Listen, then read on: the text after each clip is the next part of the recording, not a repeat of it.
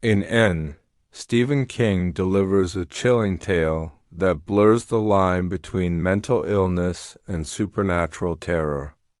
The story begins with a mysterious letter that uncovers the tragic death of a psychiatrist and the disturbing case of a patient known only as N. As the narrative unfolds through letters and fragmented notes, a dark pattern emerges, one that hints at an ancient, unseen horror lurking beyond reality. With every page, the obsession grows stronger, pulling each reader deeper into a world where counting rituals may be the only thing holding unimaginable evil at bay. Stephen King's Even. First case. The letter. May 28th, 2008, Dear Charlie. It seems both strange and perfectly natural to call you that, although when I last saw you, I was nearly half the age I am now. I was 16 and had a terrible crush on you. Did you know? Of course you did. Now I'm a happily married woman with a little boy, and I see you all the time on CNN talking about things medical. You are as handsome now, well, almost, as you were back in the day when the three of us used to go fishing and to movies at the railroad in Freeport. Those summers seem like a long time ago, you and Johnny inseparable, me tagging along whenever you'd let me, which was probably more often than I deserved. Yet your note of condolence brought it all back to me, and how I cried. Not just for Johnny, but for all three of us. And I suppose for how simple and uncomplicated life seemed, how golden we were. You saw his obituary, of course. Accidental death can cover such a multitude of sins, can't it? In the news story, Johnny's death was reported as the result of a fall, and of course he did foul at a spot we all knew well. One he had asked me about only last Christmas, but it was no accident. There was a good deal of sedative in his bloodstream, not nearly enough to kill him, but according to the coroner, it could have been enough to disorient him, especially if he was looking over the railing. Hence, accidental death. But I know it was suicide. There was no note at home or on his body, but that might have been Johnny's idea of a kindness. And you, as a doctor yourself, will know that psychiatrists have an extremely high rate of suicide. It's as if the patient's woes are a kind of acid eating away at the psychic defenses of their therapists. In the majority of cases, those defenses are thick enough to remain intact. And Johnny's? I think not, thanks to one unusual patient. And he wasn't sleeping much during the last 2 or 3 months of his life. Such terrible, dark circles under his eyes. Also, he was canceling appointments right and left, going on long drives. He would not say where, but I think I may know. That brings me to the enclosure, which I hope you will look at when you finish this letter. I know you are busy, but if it will help. Think of me as the love-struck girl I was, with my hair tied back in a ponytail that was always coming loose, forever tagging along. Although Johnny was on his own, he had formed a loose affiliation with 2 other shrinks in the last 4 years of his life. His current case files, not many due to his cutting back, went to one of these doctors following his death. Those files were in his office. But when I was cleaning out his study at home, I came upon the little manuscript I have enclosed. They are case notes for a patient he calls in, but I have seen his more formal case notes on a few occasions, not to snoop, but only because a folder happened to be open on his desk, and I know this is not like those. For one thing, they weren't done in his office, because there is no heading, as on the other case notes I have seen, and there is no red confidential stamp at the bottom. Also, you will notice a faint vertical line on the pages. His home printer does this. But there was something else, which you will see when you unwrap the box. He has printed 2 words on the cover in thick black strokes. Burn this. I almost did, without looking inside. I thought, God help me, it might be his private stash of drugs or printouts of some weird strain of internet pornography. In the end, daughter of Pandora that I am, my curiosity got the best of me. I wish it hadn't. Charlie, I have an idea my brother may have been planning a book. Something popular in the style of Oliver Sacks. Judging by this piece of manuscript, it was obsessive-compulsive behavior he was initially focused on. And when I add in his suicide, if it was suicide. I wonder if his interest didn't spring from that old adage, physician, heal thyself. In any case, I found the account of N and my brother's increasingly fragmentary notes disturbing. How disturbing. Enough. So, forwarding the manuscript, which I have not copied, by the way. This is the only Onetto a friend he hadn't seen in 10 years, and I haven't seen in 14. Originally, I thought perhaps this could be published. It could serve as a kind of living memorial to my brother. But I no longer think that. The thing is, the manuscript seems alive, and not in a good way. I know the places that are mentioned. You see, I'll bet you know some of them Toothfield End speaks of, as Johnny notes, must have been close to where we went to school as children. And since reading the pages, I feel a strong desire to see if I can find it. Not in spite of the manuscript's disturbing nature, but because of Eiton. If that isn't obsessional, what is? I don't think finding it would be a good idea. But Johnny's death haunts me, and not just because he was my brother. So does the enclosed manuscript. Would you read it? Read it and tell me what you think? Thank you, Charlie. I hope this isn't too much of an intrusion. And if you should decide to honor Johnny's request and burn it, you would never hear a murmur of protest from me. Fondly, from Johnny Bonsaint's little sis, Sheila Bonsaint Leclerc, 964, Lisbon Street, Lewiston, Maine 04240 PS. Oh, why? Such a crush I had on you. Second case, the Johnny's case notes. June 1st, 2007, N is 48 years old, a partner in a large Portland accounting firm, divorced, the father of 2 daughters. One is doing postgraduate work in California. The other is a junior at a college here in Maine. He describes his current relationship with his ex-wife as distant but amicable. He says, I know I look older than 48. It's because I haven't been sleeping. I've tried Ambien and the other one, the green moth one, but they only make me feel groggy. When I ask how long he has been suffering from insomnia, he needs no time to think it over. 10 months. I ask him if it's the insomnia that brought him to me. He smiles up at the ceiling. Most patients choose the chair. At least on their first visit to a woman told me that lying on the couch would make her feel like a joke neurotic in a New Yorker cartoon, but N has gone directly to the couch. He lies there with his hands laced tightly together on his chest. I think we both know better than that, Dr. Bonsaint, he says. I ask him what he means. If I only wanted to get rid of the bags under my eyes, I'd either see a plastic surgeon or go to my family doctor who recommended you, by the way.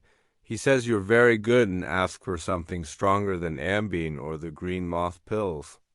There must be stronger stuff, right? I say nothing to this. As I understand it, insomnia is always a symptom of something else. I tell him that isn't always so, but in most cases it is. And I add, if there is another problem, insomnia is rarely the only symptom. Oh, I have others, he says. Tons. For instance, look at my shoes. I look at his shoes. They are lace-up brogans. The left one is tied at the top, but the right has been tied at the bottom. I tell him that's very interesting. Yes, he says. When I was in high school, it was the fashion of girls to tie their sneakers at the bottom if they were going steady. Or if there was a boy they liked and they wanted to go steady. I ask him if he's going steady, thinking this may break the tension I see in his posture. Knuckles of his laced-together hands are white, as if he fears they might fly away unless he exerts a certain amount of pressure to keep them where they are. But he doesn't laugh. He doesn't even smile. I'm a little past the going steady stage of life, he says, but there is something I want. He considers. I tried tying both of my shoes at the bottom. It didn't help. But one up and one down actually seems to do some good. He frees his right hand from the death grip his left has on it and holds it up with the thumb and forefinger almost touching. About this much. I ask him what he wants. For my mind to be right again. But trying to cure one's mind by tying one's shoelaces according to some high school code of communication, slightly adjusted to fit the current situation, that's crazy, wouldn't you say? And crazy people should seek help. If they have any sanity left at all, which I flatter myself I dully know that. So here I am. He slides his hands together again and looks at me with defiance and fright. Also, I think with some relief.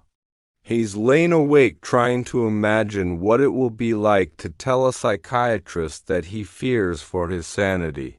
And when he did it, I neither ran shrieking from the room nor called for the men in the white coats. Some patients imagine I have a posse of such white-coated men in the very next room, equipped with butterfly nets and straitjackets. I ask him to give me some instances of his current mental wrongness, and he shrugs. The usual OCD shit. You've heard it all 100 times before. It's the underlying 'cause I came here to deal with what happened in August of last year. I thought maybe you could hypnotize me and make me forget it. He looks at me hopefully. I tell him that while nothing is impossible, hypnotism works better when it's employed as an aid to memory rather than as a block. Ah, he says. I didn't know that. Shit. He looks up at the ceiling again. The muscles in the side of his face are working, and I think he has something more to say. It could be dangerous, you know. He stops, but this is only a pause. The muscles along his jaw are still flexing and relaxing. What's wrong with me could be very dangerous. Another pause to me. Another pause, possibly to others. Every therapy session is a series of choices. Branching roads with no signposts. Here I could ask him what it is dangerous thing, but I elect not to. Instead, I ask him what sort of OCD shit he's talking about. Other than the one up, one down tying thing, which is a pretty damn good example. I do not say this. You know it all, he says, and gives me a sly look that makes me a bit uncomfortable. I don't show it. He isn't the first patient who has made me uncomfortable. Psychiatrists are spelunkers, really? And any spelunker will tell you that caves are full of bats and bugs. Not nice, but most are essentially harmless. I ask him to humor me, and to remember that we are still just getting to know each other. Not going steady just yet, eh? No, I tell him, not quite yet. Well, we better be soon, he says, because I'm at condition orange here, Dr. Boone saying, edging into condition red. I ask him if he counts things. Of course I do, he says. The number of clues in the New York Times crossword puzzles, and on Sundays I count twice, because those puzzles are bigger and double-checking seems in order. Necessary, in fact, my own footsteps. Number of telephone rings when I call someone. I eat at the Colonial Diner on most workdays. It's 3 blocks from the office, and on my way there, it'll count black shoes. On my way back, I'll count brown ones. I tried red once, but that was ridiculous. Only women wear red shoes, and not many at that, not in the daytime. I only counted 3 pair, so I went back to the Colonial and started again. Only the second time I counted brown shoes. I ask him if he has to count a certain number of shoes in order to achieve satisfaction. 30's good, he says. 15 pair. Most days that's no problem. And why is it necessary to reach a certain number? He considers, then looks at me. If I say you know, will you just ask me to explain what it is you're supposed to know? I mean, you've dealt with OCD before, and have researched it exhaustively both in my own head and on the internet, so can't we just cut to the chase? I say that most counters feel that reaching a certain total, known as the goal number, is necessary to maintain order, to keep the world spinning on its axis, so to speak. He nods, satisfied, and the floodgates break. One day, when I was counting my way back to the office, I passed a man with one leg cut off at the knee.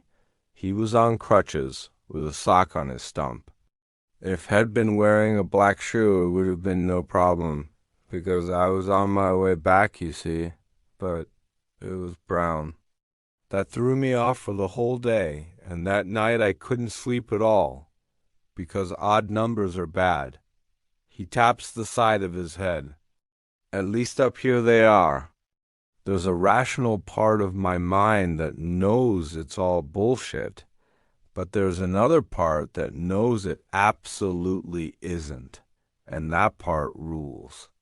You'd think that when nothing bad happened, in fact something good happened that day, and our RS audit we were worried about was canceled for absolutely no reason spell would break, but it didn't.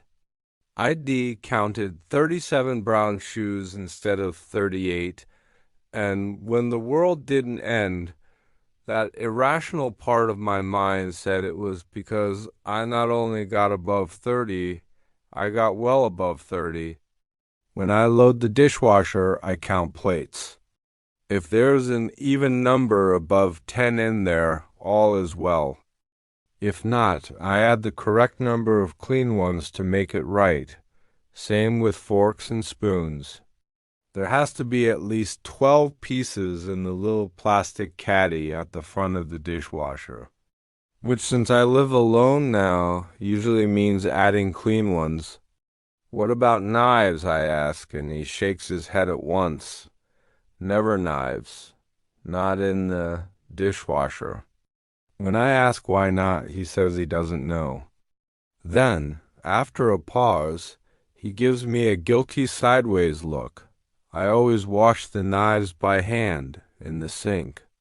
Knives in the silverware caddy would disturb the order of the world, I suggest. No, he exclaims. You understand, Dr. Bonesaint, but you don't understand completely. Then you have to help me, I say. The order of the world is already disturbed. I disturbed it last summer when I went to Ackerman's field. Only I didn't understand. Not then. But you do now? I ask. Yes. Not everything, but enough. I ask him if he is trying to fix things or only trying to keep the situation from getting worse. A look of unutterable relief fills his face, relaxing all the muscles there. Something that has been crying out for articulation has finally been spoken aloud. These are the moments I live for. It's not a cure, far from it, but for the time being N has gotten some relief. I doubt if he expected it. Most patients do not. I can't fix it, he whispers. But I can keep things from getting worse. Yes, I have been. Again, I have come to one of those branching points. I could ask him what happened last summer, last August, I presume on Ackerman's field, but it is probably still too early. Better to loosen the roots of this infected tooth a little more first. And I really doubt that the source of the infection can be so recent. More likely, whatever happened to him last summer was only a kind of firing pin. I ask him to tell me about his other symptoms. He laughs.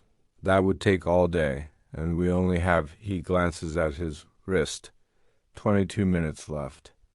22 is a good number, by the way. Because it's even, I ask. His nod suggests I am wasting time with the obvious. Mimey symptoms, as you call them, come in clusters. Now he's looking up at the ceiling.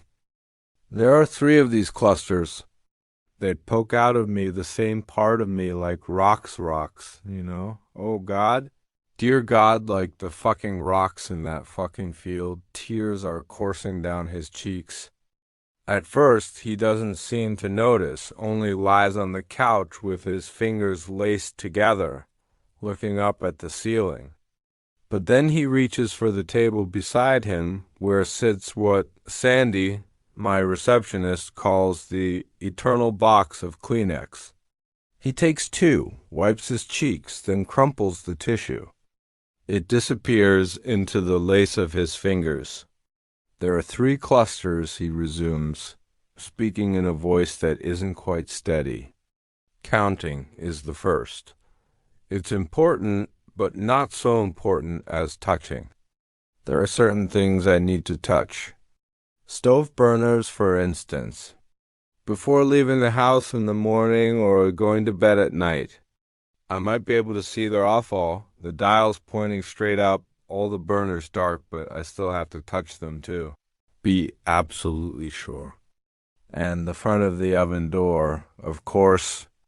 Then I started touching the light switches before leaving the house or the office. Just a quick double tap. Before I get into my car, I have to tap 4 times on the roof. And 6 times when I get to where I'm going. 4's a good number, and 6 is an okay number, but 1010 is like I can see one tear track he's missed, running a zigzag course from the corner of his right eye to the lobe of his ear. Like going steady with the girl of your dreams, I suggest. He smiles. He has a lovely, weary, smiley smile that's finding it increasingly hard to get up in the morning. That's right, he says. And she's got her sneaker laces tied at the bottom, so everyone knows it. You touch other things? I ask, knowing the answer to this. I've seen many cases like N during the 5 years I've been in practice. I sometimes picture these unfortunates as men and women being pecked to death by predatory birds. The birds are invisible at least until a psychiatrist who is good or lucky or both sprays them with his version of laminol and shines the right light on them, but they are nevertheless very real. The wonder is that so many OCDs manage to live productive lives, just the same. They work, they eat, often not enough or too much. It's true. They go to movies. They make love to their girlfriends and boyfriends, their wives and husbands, and all the time those birds are there, clinging to them and pecking away little bits of flesh. I touch many things, he says, and again favors the ceiling with his wary, charming smile. You name it, I touch it. So counting is important, I say, but touching is more important. What is above touching? Placing, he says, and suddenly begins to shiver all over like a dog that's been left out in a cold rain. Oh, God, He suddenly sits up and swings his legs over the edge of the couch.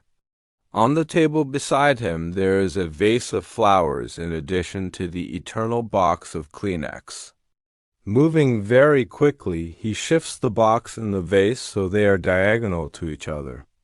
Then he takes two of the tulips from the vase and lays them stem to stem so that one blossom touches the Kleenex box and the other the vase. That makes it safe, he says. He hesitates, then nods as if he's confirmed in his mind that what he's thinking is the right thing. It preserves the world. He hesitates again. For now, I glance down at my watch. Time is up, and we've done quite enough for one day. Next week, I say same bat time, same bat station. Sometimes I turn this little joke into a question, but not with an he needs to come back and knows it. No magical cure, huh? He asks. This time the smile is almost too sad to look at. I tell him that he may feel better. This sort of positive suggestion never hurts, as all psychiatrists know. Then I tell him to throw away his Ambien and the green moth pills Lunesta, I assume. If they don't work at night, all they can do is cause trouble for him during his waking hours. Falling asleep on the 295 connector won't solve any of his problems. No, he says. I suppose not. Doc, we never discussed the root cause. I know what it is. Next week we may get to that, I tell him. In the meantime, I want him to keep a chart divided into 3 sections: counting, touching, and placing. Will he do that? Yes, he says. I ask him almost casually if he feels suicidal. The thought has crossed my mind, but I have a great deal to do. This is an interesting and rather troubling response. I give him my card and tell him to call day or night if the idea of suicide begins to seem more attractive. He says he will. But then almost all of them promise. In the meantime, I say at the door, putting my hand on his shoulder, keep going steady with life. He looks at me, pale and not smiling now, a man being pecked to pieces by invisible birds. Have you ever read The Great God Pan by Arthur Mahan? I shake my head. It's the most terrifying story ever written, he says. In it, one of the characters says lust always prevails. But lust isn't what he means. What he means is compulsion. Paxil? Perhaps Prozac. But neither until I get a better fix on this interesting patient. June 7th, 2007. June 14th, 2007. June 28th, 2007 N brings his homework to our next session, as I fully expected he would. There are many things in this world you can't depend on, and many people you can't trust. But OCDs, unless they are dying, almost always complete their tasks. In a way his charts are comical, in another way sad, in another frankly horrible. He is an accountant, after all, and I assume he's used one of his accounting programs to create the contents of the folder he hands me before proceeding to the couch. They are spreadsheets. Only instead of investments and income flow, these charts detail the complex terrain of N's obsessions. The top 2 sheets are headed counting, the next 2 touching, the final 6 placing. Thumbing through them, I'm hard put to understand how he finds time for any other activities. Yet OCDs almost always find a way. The idea of invisible birds recurs to me. I see them roosting all over and pecking away his flesh in bloody nibbles. When I look up, Hayes on the couch, once more with his hands laced together tightly on his chest. And he's rearranged the vase and the tissue box so they are again connected on a diagonal. The flowers are white lily today.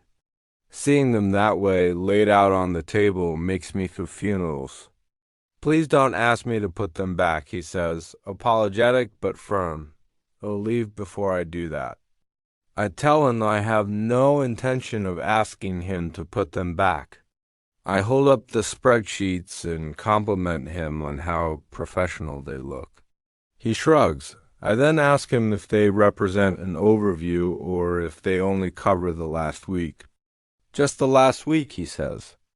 As if the matter is of no interest to him, I suppose it is not. A man being pecked to death by birds can have little interest in last year's insults and injuries, or even last week's. He's got today on his mind. And, God help him, the future. There must be 2,000 or 3,000 items here. I say, call them events. That's what I call them. There are 604 counting events, 878 touching events, and 2,246 placing events. All even numbers, you'll notice. They add up to 3,728, also an even number. If you add the individual numbers in that total 3,728, you come out with 20, also even, a good number. He nods as if confirming this to himself. Divide 3,728 by 2, and you come out with 1,864. 1864 adds up to 19, a powerful odd number, powerful and bad. He actually shivers a little. You must be very tired, I say. To this he makes no verbal reply, nor does he nod, but he answers all the same. Tears trickle down his cheeks toward his ears. I am reluctant to add to his burden, but I recognize one fact. If we don't begin this work, Suno ditzing around. As Sister Sheila would say, he won't be capable of the work at all. I can already see a deterioration in his appearance. Wrinkled shirt, indifferent shave, hair badly in need of a trim. And if I asked his colleagues about him, I would almost surely see those quick exchange glances that tell so much. The spreadsheets are amazing in their way, but N is clearly running out of strength. It seems to me that there is no choice but to fly directly to the heart of the matter, and until that heart is reached, there will be no Paxil or Prozac or anything else. I ask if he is ready to tell me what happened last August. Yes, he says. It's what I came to do. He takes some tissues from the eternal box and wipes his cheeks, wearily. But Doc, are you sure? I have never had a patient ask me that or speak to me in quite that tone of reluctant sympathy. But I tell him yes, I'm sure. My job is to help him. But in order for me to do that, he must be willing to help himself. Even if it puts you at risk of winding up like I'm now, because it could happen. I'm lost. But I hope that I haven't gotten to the drowning man state. So panicky, I'd be willing to pull down anyone who is trying to save me. I tell him I don't quite understand. I'm here because all this may be in my head, he says, and knocks his knuckles against his temple, as if he wants to make sure I know where his head is at. But it might not be. I can't really tell. That's what I mean when I say I'm lost. And if it's not mental, if what I saw and sensed in Ackerman's field is Ralphin in carrying a kind of infection, which I could pass on to you. Ackerman's field. I make a note of it, although everything will be on the tapes. When we were children, my sister and I went to Ackerman School in the little town of Harlow, on the banks of the Androscoggin, which is not far from here, 30 miles at most. I tell him he'll take my chances, and say that in the end more positive reinforcement him sure well both be fine. He utters a hollow, lonely laugh. Wouldn't that be nice, he says. Tell me about Ackerman's field. He sighs and says, "It's in Motten, on the east side of the Androscoggin. Motten, one town over from Chester's Mill. Our mother used to buy milk and eggs at Boy Hill Farm in Motten, and is talking about a place that cannot be more than 7 miles from the farmhouse where I grew up." I almost say, "I knew it." I don't, but he looks over at me sharply, almost as if he caught my thought. Perhaps he did. I don't believe in ESP, but I don't entirely discount it either. "Don't ever go there, Doc," he says. "Don't even look for it. Promise me." I give my promise. In fact, I haven't been back to that broken down part of Maine in over 15 years. It's close in miles, distant in desire. Thomas Wolfe made a characteristically sweeping statement when he titled his magnum opus, "You Can't Go Home Again." It's not true for everyone. Sister Sheila often goes back. She's still close to several of her childhood friends, but it's true for me. Although I suppose I'd title my own book, "I Won't Go Home Again." What I remember are bullies with hair lips dominating the playground, empty houses with staring glassless windows, junked out cars, and skies that always seemed white and cold and full of fleeing crows. "All right," and then says, and bares his teeth for a moment at the ceiling, not in aggression. It is, I'm quite sure, the expression of a man preparing to do a piece of heavy lifting that will leave him aching the next day. I don't know if I can express it very well, but I'll do my best. The important thing to remember is that up till that day in August, the closest thing to OCD behavior I exhibited was popping back into the bathroom before going to work to make sure I'd gotten all the nose hairs. Maybe this is true. More likely it isn't. I don't pursue the subject. Instead, I ask him to tell me what happened that day, and he does. For the next 3 sessions, he does. At the second of those sessions, June 15, they brings me a calendar. It is, as the saying goes, Exhibit A Third Case, Johnny's Obsession. I'm an accountant by trade, a photographer by inclination. After my divorce and the children growing up, which is a divorce of a different kind, and almost as painful, I spent most of my weekends rambling around, taking landscape shots with my Nikon. It's a film camera, not a digital. Toward the end of every year, I took the 12 best pics and turned them into a calendar. I had them printed at a little place in Freeport called the Windhover Press. It's pricey, but they do good work. I gave the calendars to my friends and business associates for Christmas. A few clients too, but not many clients who bill 5 or 6 figures usually appreciate something that's silver-plated. Myself, I prefer a good landscape photo every time. I have no pictures of Ackerman's Field. I took some, but they never came out. Later on, I borrowed a digital camera. Not only did the pictures not come out, I fried the camera's insides. I had to buy a new one for the guy I borrowed it from, which was all right.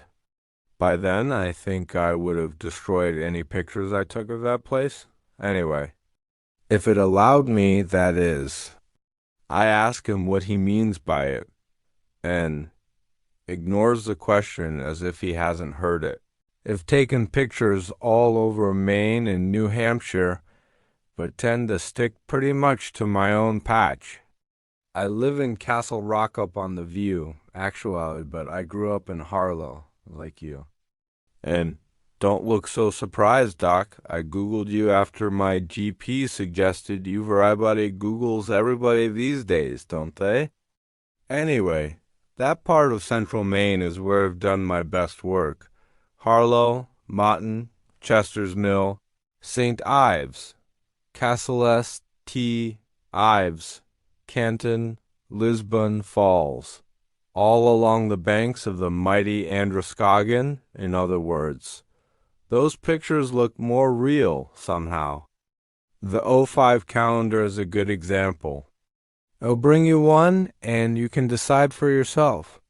January through April and September through December were all taken close to home. May through August are Let's See Old Orchard Beach, Pemnaquid Point. The Lighthouse, of course, Harrison State Park, and Thunderhole in Bar Harbor. I thought I was really getting something at Thunderhole. I was excited, but when I saw the proofs, reality came crashing back down. It was just another tourist snap. Good composition. But so what, right? You can find good composition in any shit-shop tourist calendar. Want my opinion, just as an amateur? I think photography is a much artier art than most people believe.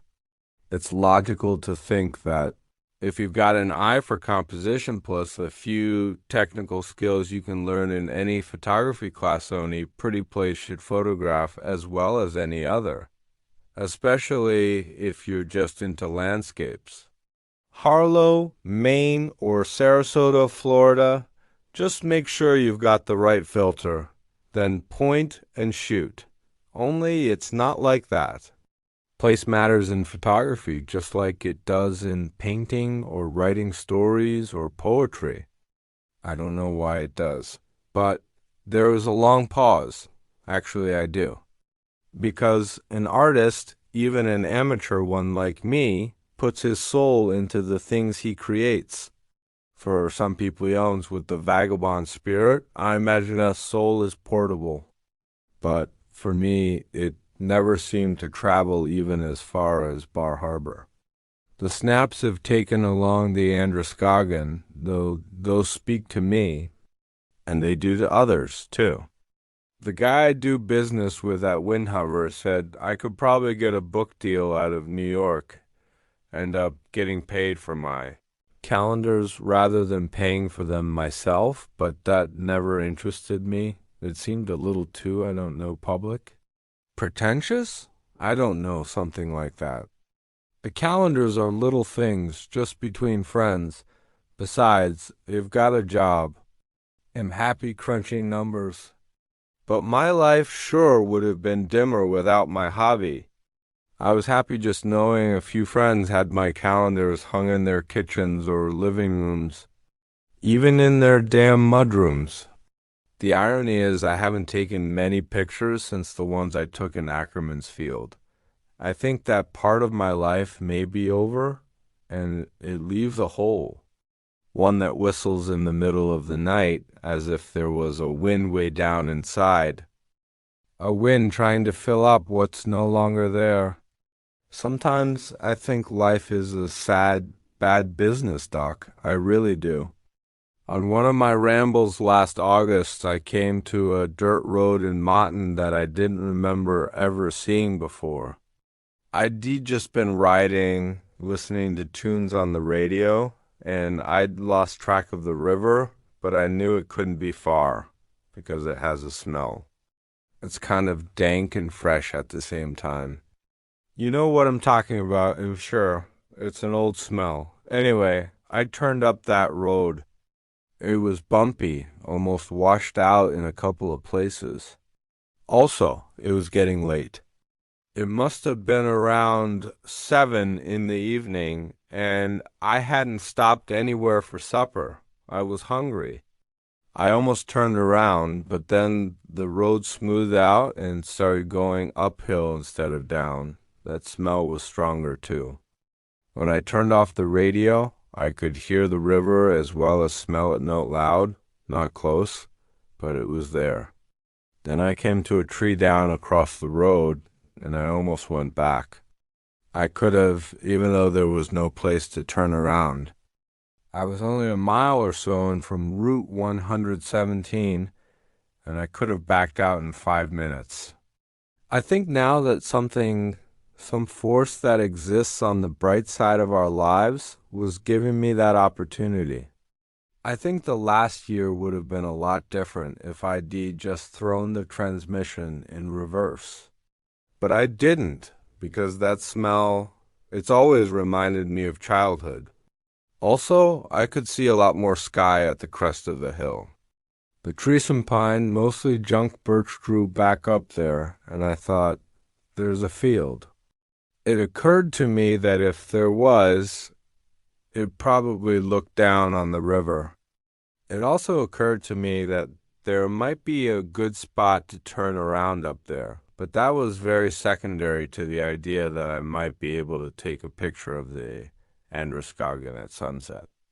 I don't know if you remember that we had some spectacular sunsets last August, but we did. So I got out and moved the tree. It was one of those junk birches, so rotted it almost came apart in my hands. But when I got back into my car, I still almost went back instead of forward. There really is a force on the bright side of things. I believe that. But it seemed like the sound of the river was clearer with the tree out of the way stupid. I know, but it really seemed that way so. I threw the transmission into low and drove my little Toyota 4Runner the rest of the way up. I passed a little sign tacked to a tree. Ackerman's Field, nitrogen monoxide hunting, keep out, it said. Then the trees drew back, first on the left, then on the right, and there it was. It took my breath away. I barely remember turning off the car and getting out, and I don't remember grabbing my camera, but I must have, because I had it in my hand when I got to the edge of the field, with the strap and lens bag knocking against my leg. I was struck to my heart, and through my heart, knocked clean out of my ordinary life. Reality is a mystery, Dr. Bone said, and the everyday texture of things is the cloth we draw over it to mask its brightness and darkness. I think we cover the faces of corpses for the same reason. We see the faces of the dead as a kind of gate. It's shut against us, but we know it won't always be shut. Someday it will swing open for each of us, and each of us will go through. But there are places where the cloth gets ragged and reality is thin. The face beneath peeps through, but not the face of a corpse. It would almost be better if it was. Ackerman's Field is one of those places, and no damn wonder whoever owns it put up a keep out sign. The day was fading. The sun was a ball of red gas, flattened at the top and bottom, sitting above the western horizon. The river was a long, bloody snake in its reflected glow, 8 or 10 miles distant, but the sound of it carrying to me on the still evening air. Blue-gray woods rose behind it in a series of ridges to the far horizon. I couldn't see a single house or road. Not a bird sang. It was as if I'd been tumbled back 400 years in time, or 4 million. The first white streamers of ground mist were rising out of the hay which was high. Nobody had been in there to cut it, although that was a big field and good graze. The mist came out of the darkening green like breath, as if the earth itself was alive. I think I staggered a little. It wasn't the beauty, although it was beautiful. It was how everything that lay before me seemed thin, almost to the point of hallucination. And then I saw those damned rocks rising out of the uncut hay. There were 7, or so I thought, the tallest 2 about 5 feet high, the shortest only 3 or so, the rest in between. I remember walking down to the closest of them, but it's like remembering a dream after it starts to decompose in the morning light. You know how they do that? Of course you do. Dreams must be a big part of your workday. Only this was no dream. I could hear the hay whickering against my pants, could feel the khaki getting damp from the mist and starting to stick to my skin below the knees. Every now and then a bush clumps of sumac were growing here, and there will pull my lens bag back and then drop it again so it would thump harder than usual against my thigh. I got to the nearest of the rocks and stopped. It was one of the 5-footers. At first, I thought there were faces carved in, isn't human faces either. The faces of beasts and monsters, but then I shifted my position a little and saw it was just a trick of the evening light, which thickens shadows and makes them look like, well, like anything. And in fact, after I stood in my new position for a while, I saw new faces. Some of these looked human, but they were just as horrible. More horrible, really, because human is always more horrible, don't you think? Because we know human, we understand human, or think we do. And these looked like they were either screaming or laughing, maybe both at the same time.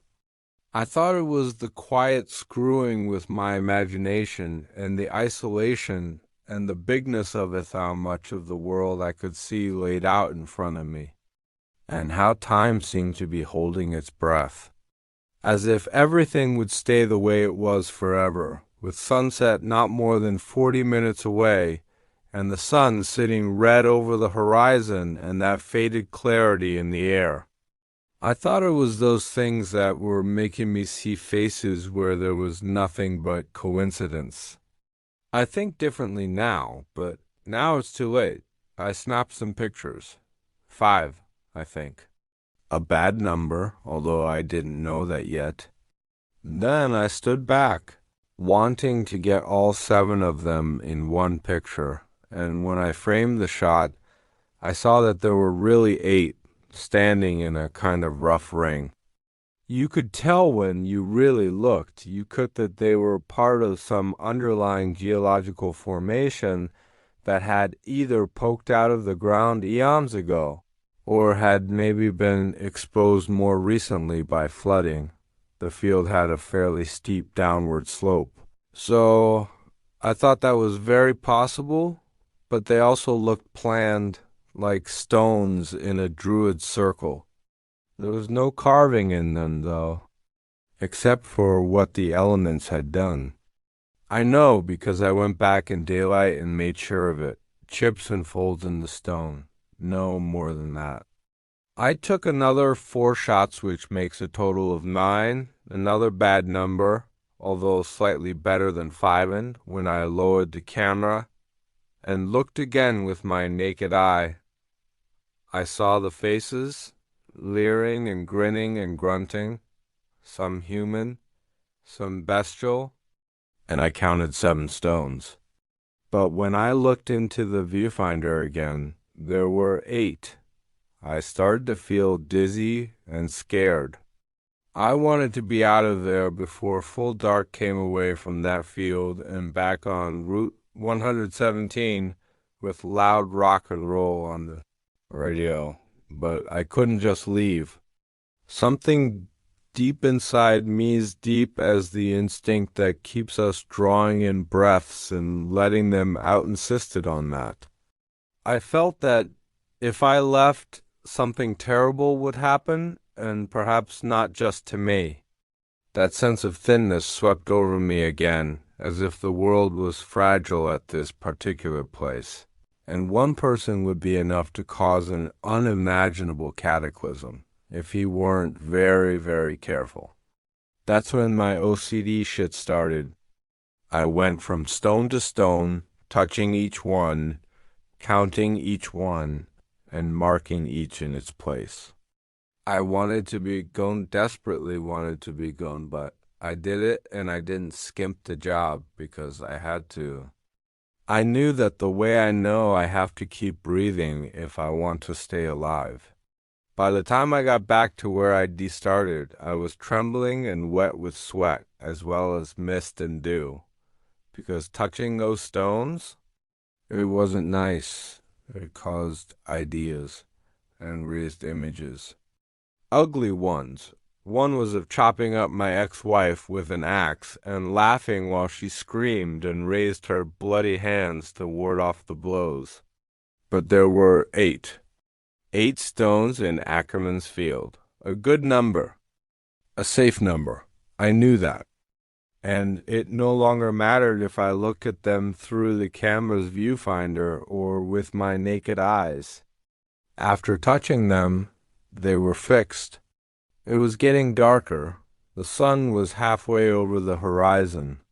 I must have spent 20 minutes or more going around that rough circle, which was maybe 40 yards across, but I could see well enough air was weirdly clear. I still felt afraid there was something wrong there. Everything screamed it. The very silence of the birds screamed it, but I felt relieved too. The wrong had been put at least partly right by touching the stones and looking at them again. Getting their places in the field set into my mind. That was as important as the touching. A pause to think? No, more important. Because it's how we see the world that keeps the darkness beyond the world at bay, keeps it from pouring through and drowning us. I think all of us might know that way down deep. So I turned to go, and I was most of the way back to my car. I might even have been touching the door handle when something turned me around again. And that was when I saw. He is silent for a long time. I notice he is trembling. He is broken out in a sweat. It gleams on his forehead like dew. There was something in the middle of the stones. In the middle of the circle they made, either by chance or design. It was black, like the sky in the east, and green like the hay. It was turning very slowly, but it never took its eyes off me. It did have eyes. Sick pink ones. I knew me rational mind knew it was just light in the sky I was seeing, but at the same time I knew it was something more.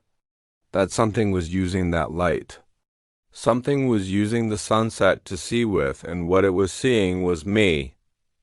He's crying again. I don't offer him the Kleenex, because I don't want to break the spell. Although I'm not sure I could have offered them in any case, because he's cast a spell over me, too. What he's articulating is a delusion, and part of him knows it those that looked like faces, etc. But it's very strong, and strong delusions travel like cold germs on a sneeze. I must have kept backing up. I don't remember doing it. I just remember thinking that I was looking at the head of some grotesque monster from the outer darkness, and thinking that where there was one, there would be more. 8 stones would keep them captive ever, but if there were only 7, they'd come flooding through from the darkness on the other side of reality and overwhelm the world. For all I knew, I was looking at the least and smallest of them. For all I knew, that flattened snake head with the pink eyes and what looked like great long quills growing out of its snout was only a baby. It saw me looking. The fucking thing grinned at me, and its teeth were heads. Living human heads. Then I stepped on a dead branch. It snapped with a sound like a firecracker, and the paralysis broke. I don't think it's impossible that that thing floating inside the circle of stones was hypnotizing me, the way a snake is supposed to be able to do with a bird. I turned and ran. My lens bag kept smacking my leg, and each smack seemed to be saying, "Wake up! Wake up! Get out! Get out!" I pulled open the door of my Forerunner, and I heard the little bell dinging, the one that means you left your key in the ignition. I thought of some old movie where William Powell and Myrna Loy are at the desk of a fancy hotel, and Powell rings the bell for service. Funny what goes through your mind at moments like that, isn't it? There's a gate in our heads, too, that's what I think. One that keeps the insanity in all of us from flooding our intellects. And at critical moments it swings open and all kinds of weird shit comes flooding through. I started the engine. I turned on the radio, turned it up loud, and rock music came roaring out of the speakers. It was the Who, I remember that. and I remember popping on the headlights. When I did, those stones seemed to jump toward me. I almost screamed. But there were 8. I counted them, and 8 is safe. There's another long pause here. Almost a full minute. The next thing I remember, I was back on Route 117. I don't know how I got there, if I turned around or backed out. I don't know how long it took me, but the Who song was over and I was listening to the Doors. God help me, it was break on through to the other side. I turned the radio off. I don't think I can tell you any more, Doc. Not today. I'm exhausted. And he looks it. Next session. I thought the effect the place had had on me would dissipate on the drive home, just a bad moment out in the woods, right? And surely by the time I was in my own living room, with the lights and TV on, I'd be okay again, but I wasn't. If anything, that feeling of dislocation off, having touched some other universe that was inimical to our seemed to be stronger. The conviction remained that I'd seen a face worse, the suggestion of some huge reptilian body in that circle of stones. I felt infected by the thoughts in my own head. I felt dangerous, too, as if I could summon that thing just by thinking about it too much, and it wouldn't be alone. That whole other cosmos would come spilling through, like vomit through the bottom of a wet paper bag. I went around and locked all the doors. Then I was sure that you'd forgotten a couple, so I went around and checked them all again. This time I counted. Front door, back door, pantry door, bulkhead door, garage overhead door, back garage door. That was 6, and it came to me that 6 was a good number. Like 8 is a good number. They're friendly numbers. Warm, not cold, like 5 or, 7. I relaxed a little, but I still went around one last time. Still 6. 6 is a fix, I remember saying. After that, I thought I'd be able to sleep, but I couldn't. Not even with an Ambien. I kept seeing the setting sun on the Androscoggin, turning it into a red snake. The mist coming out of the hay like tongues, and the thing in the stones. That most of all. I got up and counted all the books in my bedroom bookcase. There were 93. That's a bad number, and not just because it's odd. Divide 93 by 3 and you come out with 31, 13 backwards. So I got a book from the little bookcase in the hall. But 94 is only a little better, because 9 and 4 add up to 13. There are 13s everywhere in this world of ours, Doc. You don't know. Anyway, I added 6 more books to the bedroom case. I had to cram, but I got them in. 100 is okay. Fine, in fact. I was heading back to bed, then started wondering about the hall bookcase. If ID, robbed Peter to pay Paul, so I counted those, and that was all right, 56. The numbers add to 11, which is odd, but not the worst odd, and 56 divides to 28, a good number. After that, I could sleep. I think I had bad dreams, but I don't remember them. Days went by, and my mind kept going back to Ackerman's Field. It was like a shadow had fallen over my life. I was counting lots of things by then, and touching things to make sure I understood their places in the world, the real world, my world, and I'd started to place things too. Always even numbers of things, and usually in a circle or on a diagonal line, because circles and diagonals keep things out. Usually that is, and never permanently. One small accident in 14 becomes 13, or 8 becomes 7. In early September, my younger daughter visited and commented on how tired I looked. She wanted to know if I was overworking. She also noticed that all the living room knickknack stuff her mom hadn't taken after the divorce had been placed in what she called crop circles.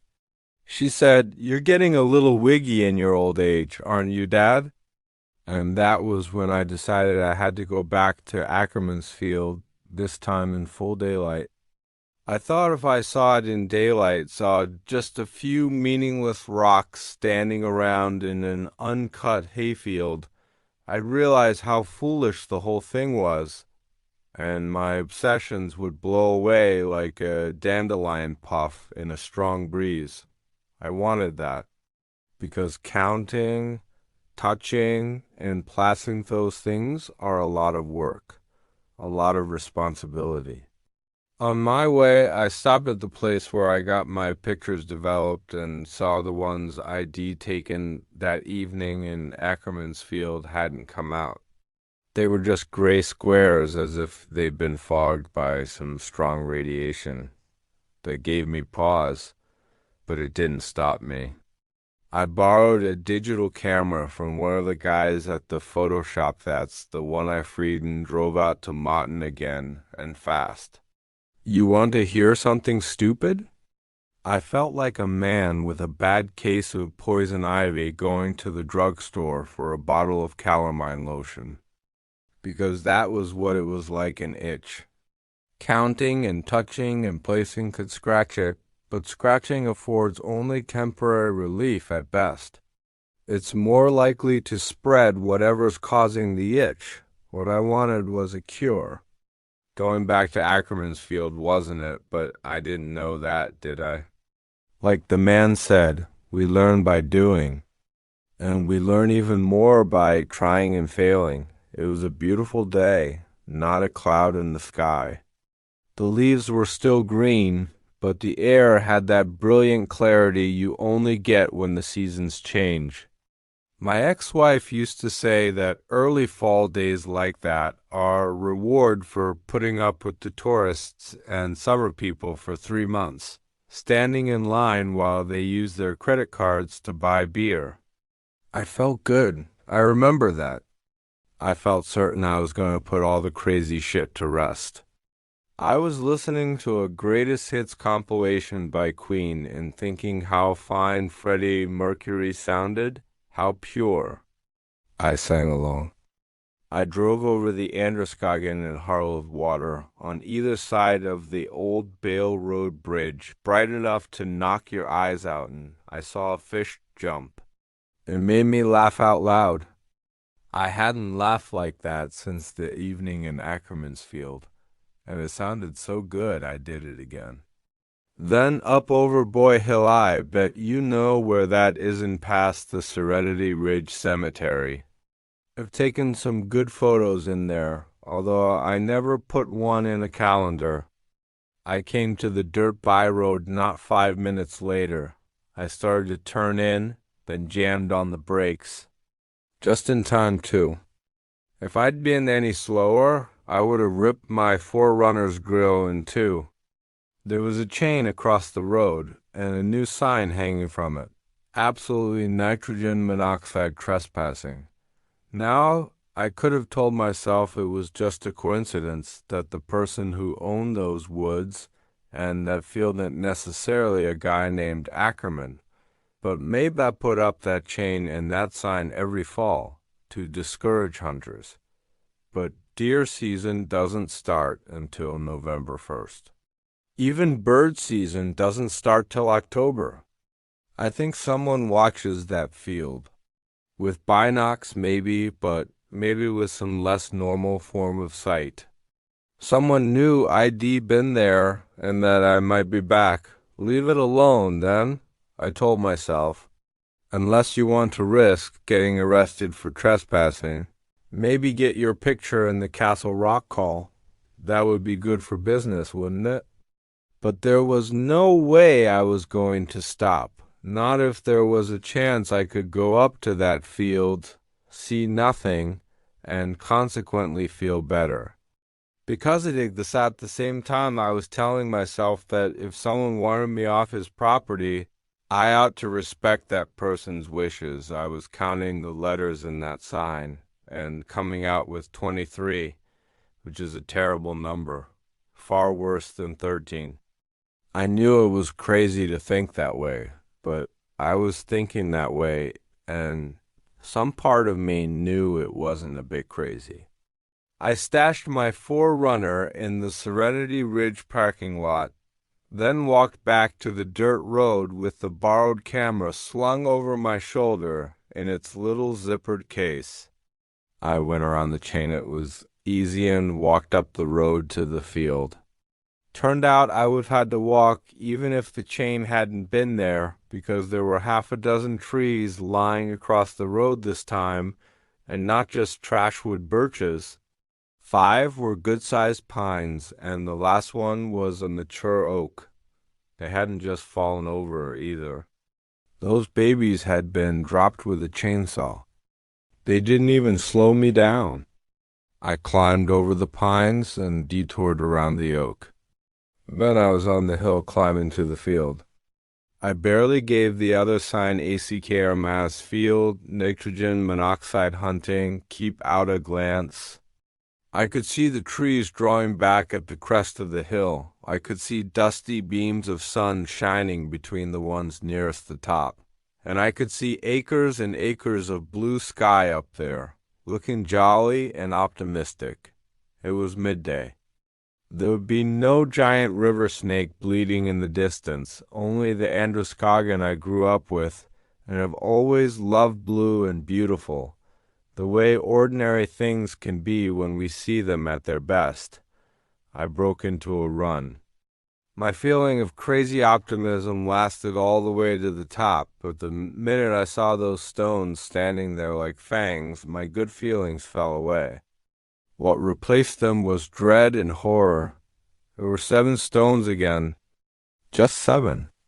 And in the middle of them, I don't know just how to explain this so you'll understand, there was a faded place.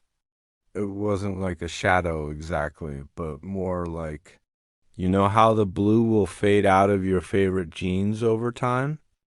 Especially at stress points like the knees? It was like that. The color of the hay was washed to a greasy lime color, and instead of blue, the sky above that circle of stones looked grayish.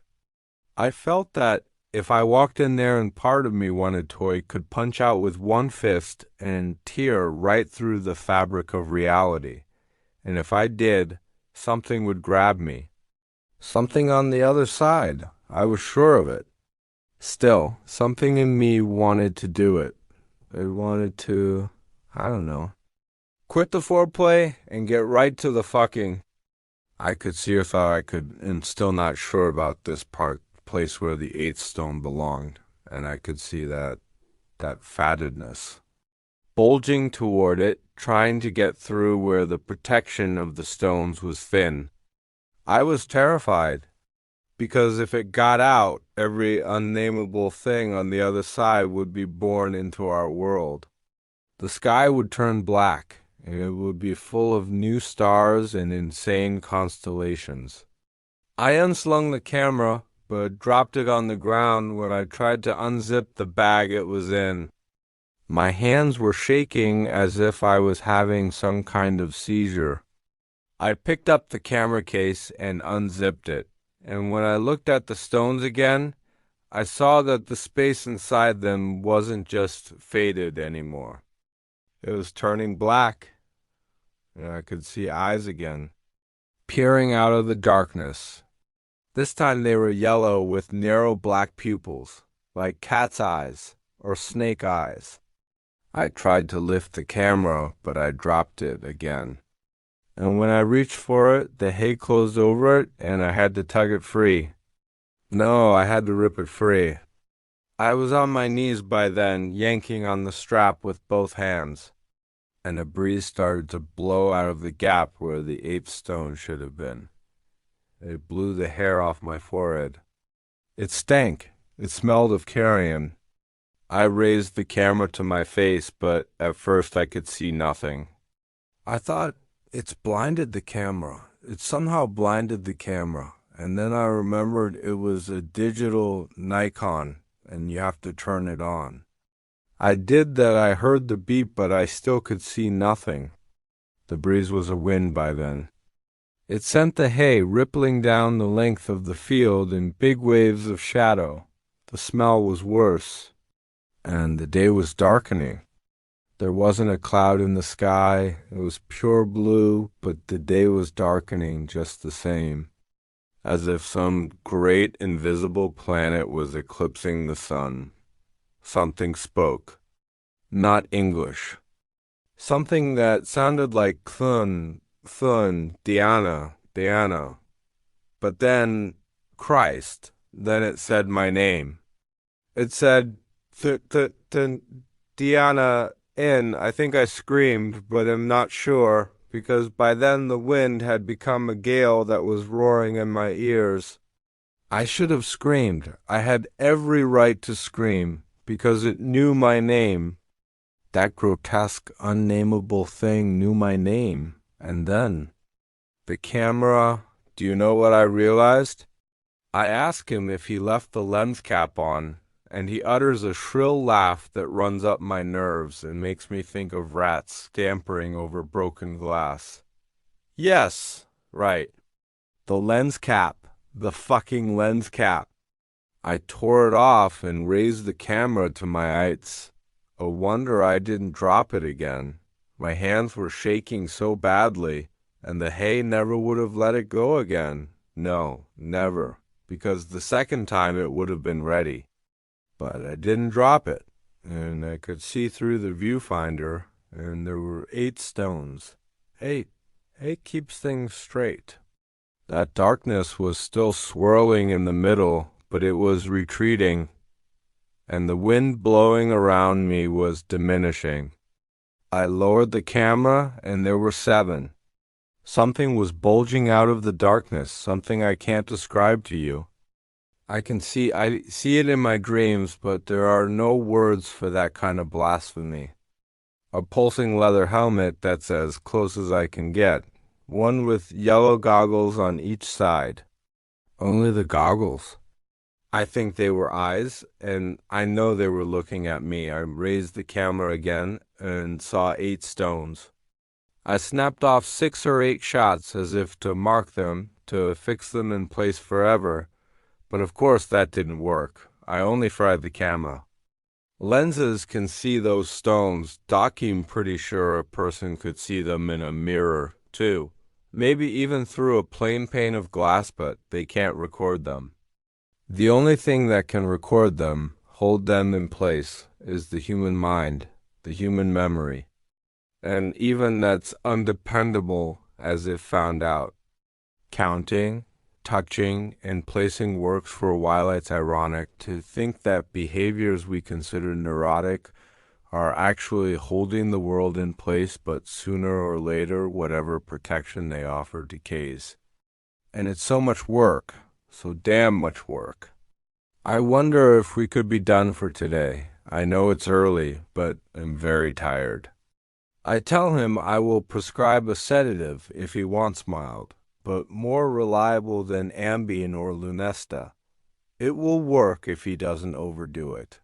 He gives me a grateful smile. That would be good, very good. But can I ask you a favor?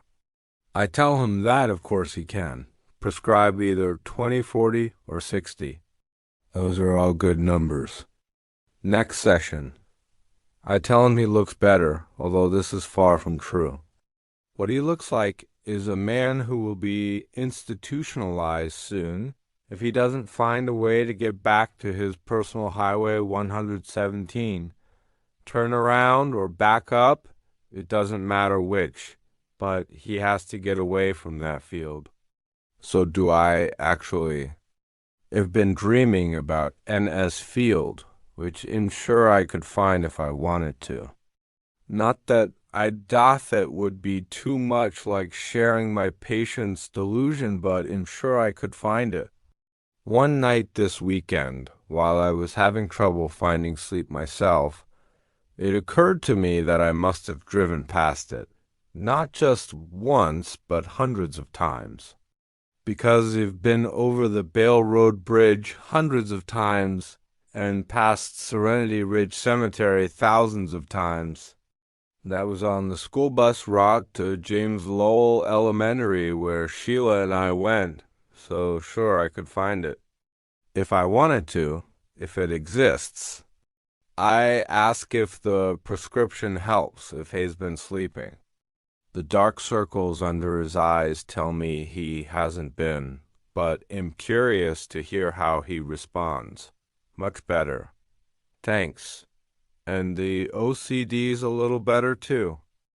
As he says this, his hand's more prone to tell the truther stealthily placing the vase and the Kleenex box at opposing corners of the table by the couch.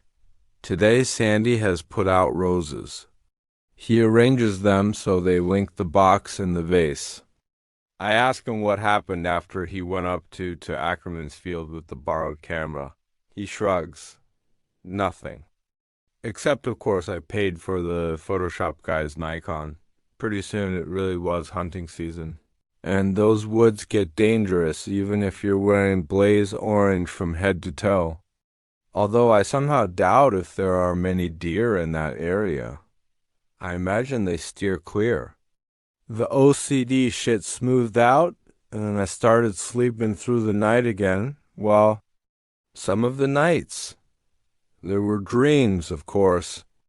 In the dreams, I was always in that field, trying to pull the camera out of the hay, but the hay wouldn't let go. The blackness spilled out of the circle like oil, and when I looked up, I saw the sky had cracked open from east to west, and a terrible black light was pouring out. Light that was alive. And hungry. That's when I'd wake up, drenched with sweat, sometimes screaming. Then, in early December, I got a letter at the office. It was marked personal with a small object inside. I tore it open, and what fell out onto my desk was a little key with a tag on it. The tag said if I knew what it was and what it meant. If there'd been a letter, it would have said, I tried to keep you out. It's not my fault, and maybe not yours, but either way, this key and all it opens is yours now. Take good care of it. That weekend, I drove back out to Moughton, but I didn't bother parking in the lot at Serenity Ridge. I didn't need to anymore, you see. The Christmas decorations were up in Portland and the other small towns I passed along the way. It was bitterly cold, but there wasn't any snow yet. You know how it's always colder just before the snow comes? That's how it was that day. But the sky was overcast and the snow did come, a blizzard that very night. It was a big one. Do you remember? I tell him I do. I have reason to remember, although I don't tell him this. Sheila and I were snowed in at the home place where we'd gone to check on some repair work. We got squiffy and danced to old Beatles and Rolling Stones records. It was pleasant.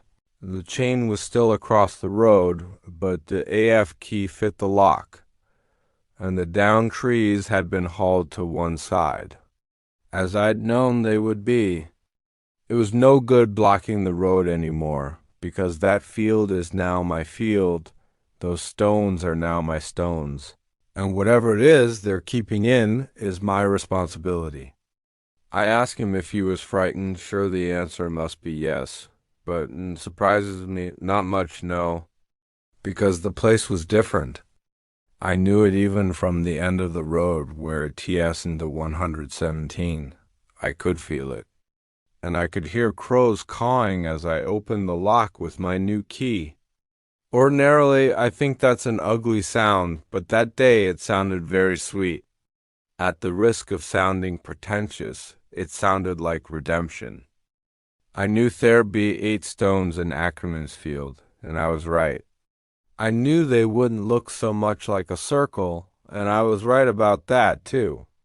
They looked like random outcroppings again, part of the underlying bedrock that had been exposed by a tectonic shift, or a withdrawing glacier 80,000 years ago, or a flood of more recent vintage. I understood other things, too. One was that I had activated the place just by looking at it. Human eyes take away the eighth stone. A camera lens will put it back, but won't lock it in place. I had to keep renewing the protection with symbolic acts. He pauses, thinking, and when he speaks again, he seems to have changed the subject. Did you know that Stonehenge may have been a combination clock and calendar? I tell him to read this somewhere. The people who built that place and others like it must have known they could tell time with no more than a sundial. And as for the calendar, know that prehistoric people in Europe and Asia told the days simply by making marks on sheltered rock walls. So what does that make Stonehenge, if it is a gigantic clock calendar? A monument to OCD behavior. That's what I think a gigantic neurosis standing in a Salisbury field. Unless it's protecting something as well as keeping track of hours and months, locking out an insane universe that happens to lie right next door to ours. I have days many of them, especially last winter when I felt pretty much like my old self again when I'm sure that's bullshit, that everything I thought I saw in Ackerman's field was in my own head. That all this OCD crap is just a mental stutter. Then I have other days started again this spring when I'm sure it's all true. I activated something. And in so doing, I became the latest baton carrier in a long, long line of them, maybe going all the way back to prehistoric times. I know that sounds crazy. Else would I be telling it to a psychiatrist? And I have whole days when I'm sure it is crazy, even when I'm counting things, going around my house at night, touching light switches and stove burners. I'm sure it's all just, bad chemicals in my head that a few of the right pills will fix. I especially thought that last winter, when things were good, or at least better. Then, in April of this year, things started getting bad again. I was counting more, touching more, and placing just about everything that wasn't nailed down in circles or diagonals. My daughter, one who's going to school near here again, expressed concerns about how I looked and how jumpy I seemed. She asked if it was the divorce, and when I said it wasn't, she looked as if she didn't believe me. She asked if I'd consider seeing someone, and by God, here I am. I started having nightmares again. One night in early May, I woke on my bedroom floor, screaming. In my dream, I'd seen a huge gray-black monstrosity, a winged gargoyle thing with a leathery head like a helmet. It was standing in the ruins of Portland, a thing a mile high. At least I could see wisps of cloud floating around its plated arms. There were screaming people struggling in its taloned fists. And I knew it had escaped from the standing stones in Ackerman's field, that it was only the first and least of the abominations to be released from that other world, and it was my fault, because I had failed in my responsibilities. I stumbled through the house, putting things in circles and then counting them to make sure the circles contained only even numbers. And it came to me that I wasn't too late, that it had only started to come awake. I ask him what he means by it. The Force. Remember Star Wars? Use the Force, Luke? He laughs wildly. Except this is a case of don't use the Force. Stop the Force. Imprison the Force. The chaotic something that keeps driving at that thin place in all the thin places of the world, I imagine. Sometimes I think there's a whole chain of ruined universes behind that force, stretching back untold eons in time like monstrous footprints. he says something under his breath that I don't catch. I ask him to repeat, but he shakes his head. Hand me your pad, Doc. Go write it. If what I'm telling you is true, and not just in my fucked up head, it's not safe to say the name aloud. He prints Kieda in large capital letters. He shows it to me, and when I nod, he tears the sheet to shreds, counts the shreds though, and makes sure the number is even. I suppose, and then deposits them in the wastebasket near the couch. The key, the one I got in the mail, was in my home safe. I got it out and drove back to Moton over the bridge, past the cemetery, up that damn dirt track. I didn't think about it because it wasn't the sort of decision you have to consider. It would be like sitting down to consider whether or not you should put out the drapes in your living room if you came in and saw them on fire. No, I just went, but I took my camera. You better believe that. My nightmare woke me at 5 or so, and it was still early morning when I got to Ackerman's Field. The Androscoggin was beautiful. It looked like a long silver mirror instead of a snake, with fine tendrils of mist rising from its surface and then spreading above it in a, I don't know, temperature inversion or something. That spreading cloud exactly mimicked the river's bends and turns, so it looked like a ghost river in the sky. The hay was growing up in the field again, and most of the sumac bushes were turning green, but I saw a scary thing. And no matter how much of this other stuff is in my head, and I'm perfectly willing to acknowledge it might be, this was real. I've got pictures that show it. They're foggy, but in a couple you can see the mutations in the sumac bushes closest to the stones. The leaves are black instead of green, and the branches are twisted. They seem to make letters, and the letters seem to spell, its name. He gestures to the wastebasket where the shreds of paper lie. The darkness was back inside the stones. There were only 7. Of course, that's why I'd been drawn out there, but I saw no eyes. Thank God I was still in time. There was just the darkness, turning and turning, seeming to mock the beauty of that silent spring morning, seeming to exult in the fragility of our world. I could see the Androscoggin through it, but the darkness it was almost biblical, a pillar of smoke during the river to a filthy gray smear. I raised my camera. I had the strap around my neck, so even if I dropped it, it wouldn't fall into the clutch of the hay, and looked through the viewfinder. 8 stones. I lowered it, and there were 7 again. Looked through the viewfinder and saw 8. The second time I lowered the camera, it stayed 8. But that wasn't enough, and I knew it. I knew what I had to do. Forcing myself to go down to that ring of stones was the hardest thing I've ever done. The sound of the hay brushing against the cuffs of my pants was like a voice, low, harsh, protesting, warning me to keep away. The air began to taste diseased, full of cancer and things that are maybe even worse, germs that don't exist in our world. My skin began to thrum, and I had an idea. Truth is, I still have this idea that if I step between 2 of those stones and into the circle, my flesh would liquefy and go dripping off my bones. I could hear the wind that sometimes blows out of there, turning in its own private cyclone.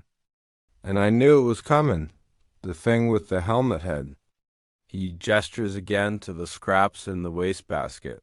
It was coming, and if I saw it this close up, it would drive me mad. I'd end my life inside that circle, taking pictures that would show nothing but clouds of gray. But something drove me onward. And when I got there, N stands up and walks slowly around the couch in a deliberate circle. His steps both grave and prancing, like the steps of a child playing Ring-a-Rosier somehow awful. As he circles, he reaches out to touch stones I cannot see. 1, 2, 3, 4, 5, 6, 7, 8, because 8 keeps things straight. Then he stops and looks at me. I have had patience in Chris's mania, but I have never seen such a haunted stare. I see horror, but not insanity. I see clarity rather than confusion. It must all be a delusion, of course, but there can be no doubt that he understands it completely. I say, when you got there, you touched them. Yes, I touched them, one after the other. And I can say I felt the world grow safer, more solid. More there with every stone I touched, because that wouldn't be true. It was every 2 stones, just the even numbers, do you see? That turning darkness began to recede with each pair, and by the time I got to 8, it was gone. The hay inside the stones was yellow and dead, but the darkness was gone. And somewhere far off he heard a bird sing. I stepped back. The sun was fully up by then, and the ghost river over the real one had entirely disappeared. The stones looked like stones again. 8 granite outcroppings in a field.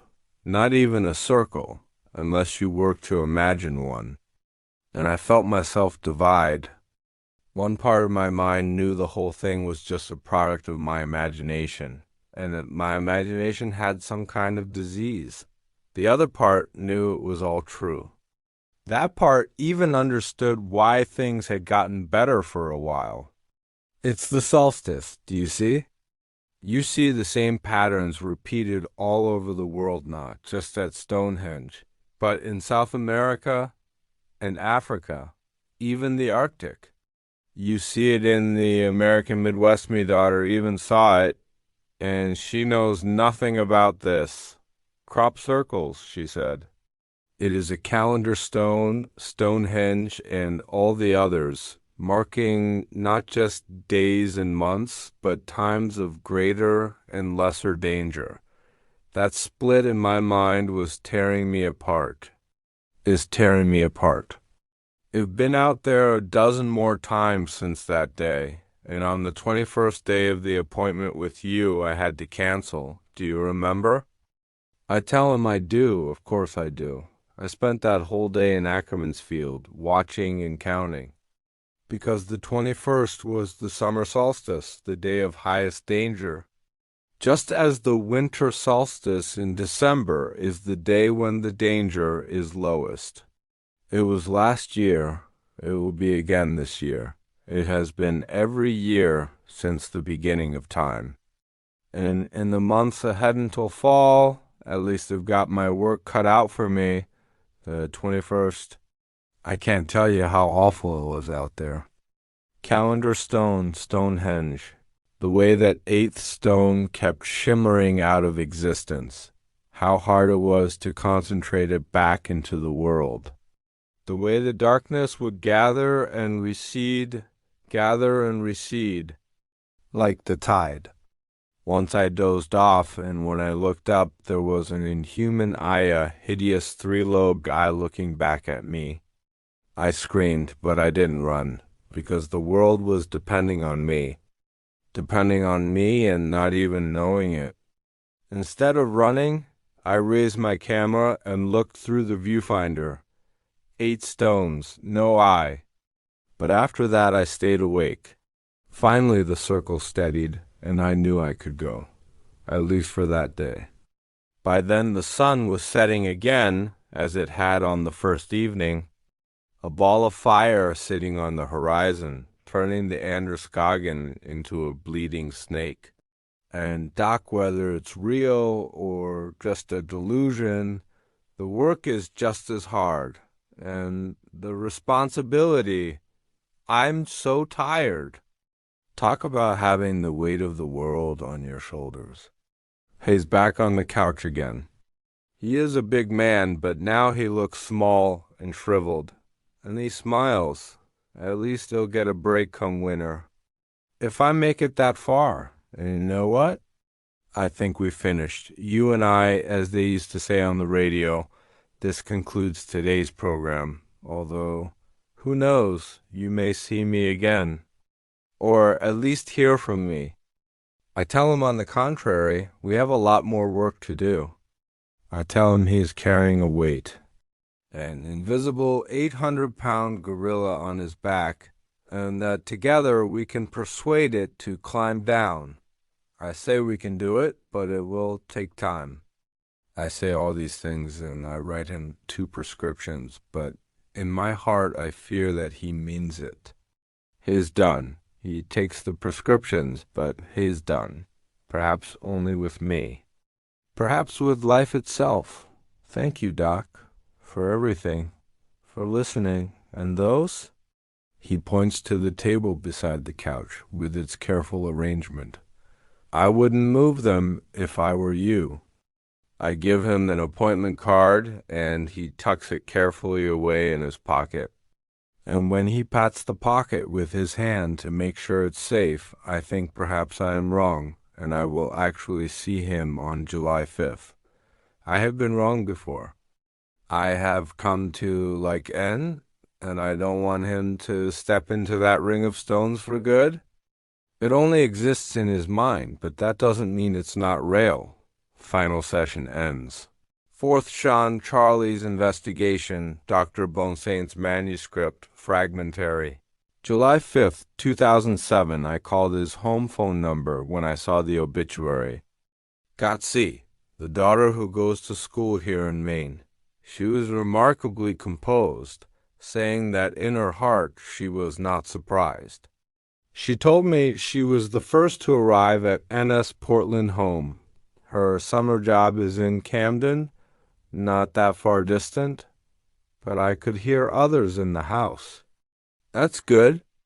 The family exists for many reasons, but its most basic function may be to draw together when a member dies, and that is particularly important when the death is violent and unexpected or suicide. She knew who I was, talked freely. Yes, it was suicide. His car, the garage. Cowls laid along the bottoms of the doors, and I am sure an even number of them, 10 or 20. Both good numbers, according to N30, not so good, but do piepui specially men living on their own have as many as 30 towels in their homes? And pretty sure they don't. I know I don't.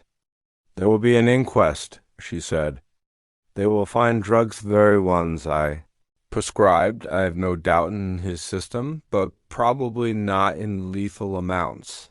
Not that it matters, I suppose. N is just as dead, no matter what the cause. She asked me if I would come to the funeral. I was touched, to the point of tears, in fact. I said I would if the family would have me. Sounding surprised, she said of course they would. Why not? Because in the end I couldn't help him, I said. You tried, she said. That's the important thing, and I felt the stinging in my eyes again. Her kindness. Before hanging up, I asked her if he left a note. She said yes. 3 words. I am so tired. He should have added his name. That would have made 4. July 7th, 2007, at both the church and cemetery, Ens Piepui Specially C. took me in and made me welcome.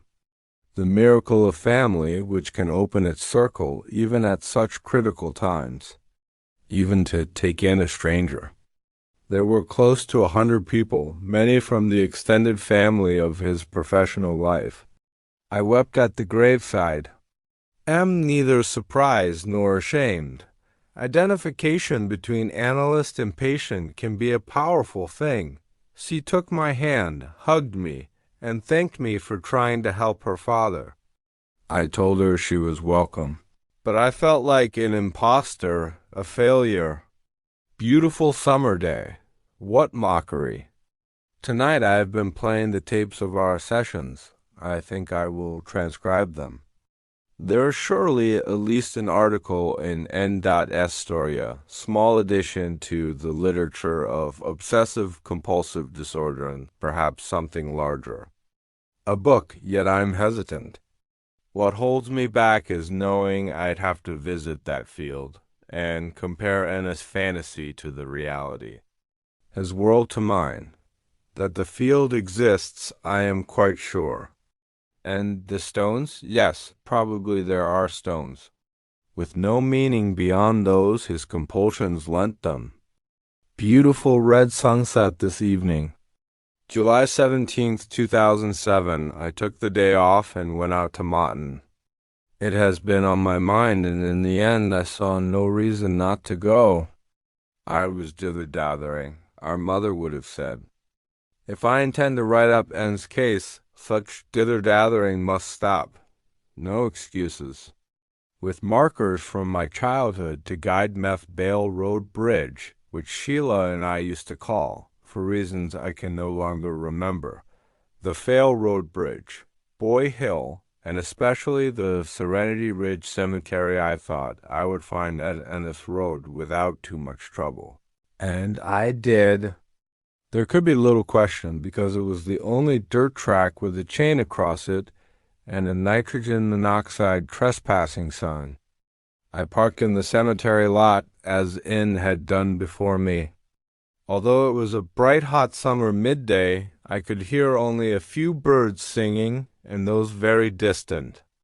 No cars passed on Route 117. Only one overloaded pulp truck that went droning past at 70 miles an hour, blowing my hair back from my forehead in a blast of hot air and oily exhaust. After that, it was just me. I thought of childhood walks taken to the Fale Road Bridge with my little Zebco fishing rod propped on my shoulder like a soldier's carbine. I was never afraid then, and told myself I wasn't afraid on this day, but I was. Nor do I count that fear as completely irrational. Backtrailing a patient's mental illness to its source is never comfortable. I stood at the chain asking myself if I really wanted to do this, if I wanted to trespass, not just on land that wasn't mine, but on an obsessive-compulsive fantasy that had very likely killed its possessor. Orthus is probably close ere it's possessed. The choice didn't seem as clear as it had in the morning, when I put on my jeans and old red hiking boots. This morning it seemed simple. Go out and compare the reality to NS fantasy, or give up the idea of the article or book. But what is reality? Who am I to insist that the world perceived by Dr. B.S. senses is more real than that which was perceived by those of the late accountant? The answer to that seemed clear enough. Dr. B. is a man who has not committed suicide, a man who does not count, touch, or place. A man who believes that numbers, whether odd or even, are just numbers. Dr. B. is a man who is able to cope with the world. Ultimately, accountant and was not. Therefore, Dr. B.S. perception of reality is more viable than accountant-ness. But once I was there, and sensed the quiet power of the place, even at the foot of the road, while still outside the chain, it occurred to me that the choice was really much simpler. Walk up that deserted road to Ackerman's Field, or turn around and walk back down the blacktop to my car. Drive away. Forget the possible book. Forget the rather more probable article. Forget N and get on with my own life. Except, driving away might, I only say might, mean that on some level, one deep in my subconscious, where all the old superstitions still live, going hand in hand with all the old red urges, I had accepted N.S. belief that Ackerman's Field contains a thin place protected by magic ringstones, and that if I were to go there, I might reactivate some terrible process, some terrible struggle, which N felt his suicide could halt, at least temporarily. It would mean I had accepted, in that same deep part of me where we are all nearly as similar as ants toiling in underground nest, the idea that I was to be the next guardian that I've been called. And if I gave in to such notions, my life would never be the same. I said that aloud. I could never look at the world in the same way. All at once the business seemed very serious. Sometimes we drift, do we not? Into places where the choices are no longer simple and the consequences of picking the wrong option become grave, perhaps life or sanity threatening. Or what if they aren't choices at all? What if they only look like choices? I pushed the idea aside and squeezed past one of the posts holding the chains. I have been called a witch doctor both by patients and, jokingly, I assume, by my peers, but I had no wish to think of myself that way. To look at myself in the shaving mirror and think, there is a man who was influenced at a critical moment not by his own thought processes but by a dead patient's delusion. There were no trees across the road, but I saw several birches and pines mossily laying in the ditch on the uphill side. They might have fallen this year, and been dragged aside, or last year, or the year before. It was impossible for me to tell. I am no woodsman. I came to a rising hill and saw the woods pull away on either side, opening a vast stretch of hot summer sky. It was like walking into N's head.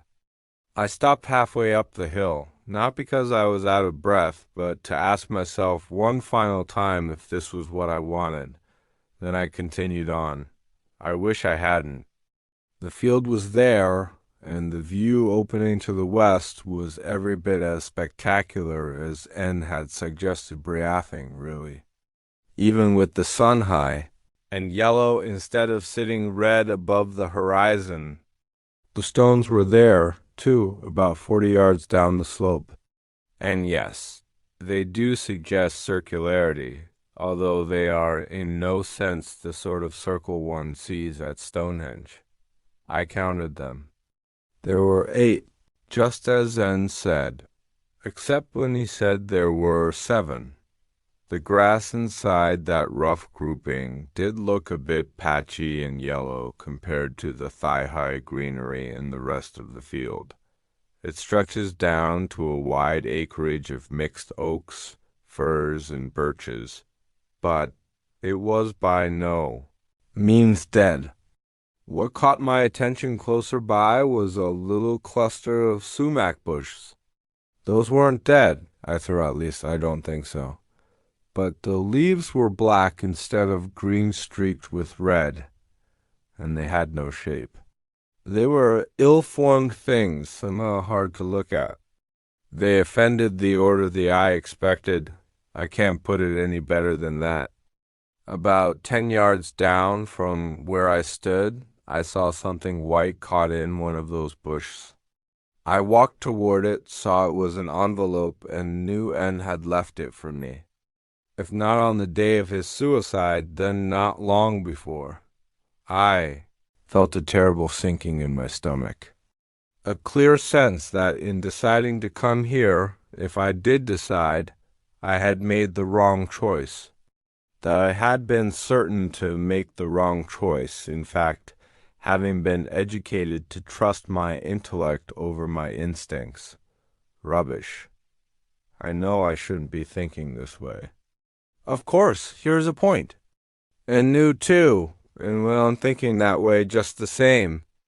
No doubt counting the towels, even as he prepared for his own, to make sure it was an even number. Shit.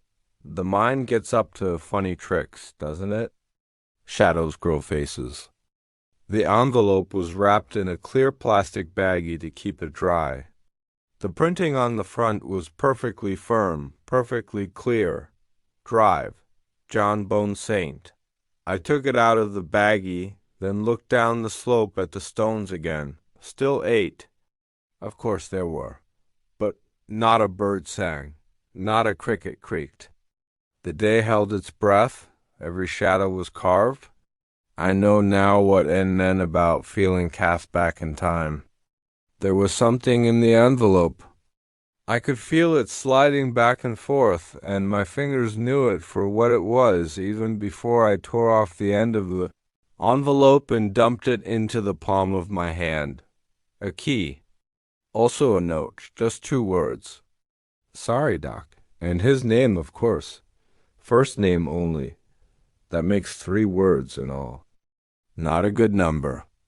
At least according to N, I put the key in my pocket and stood beside a sumac bush that didn't look like a sumac bush black leaves, branches twisted until they almost looked like runes, or letters, not kia, and decided time to leave.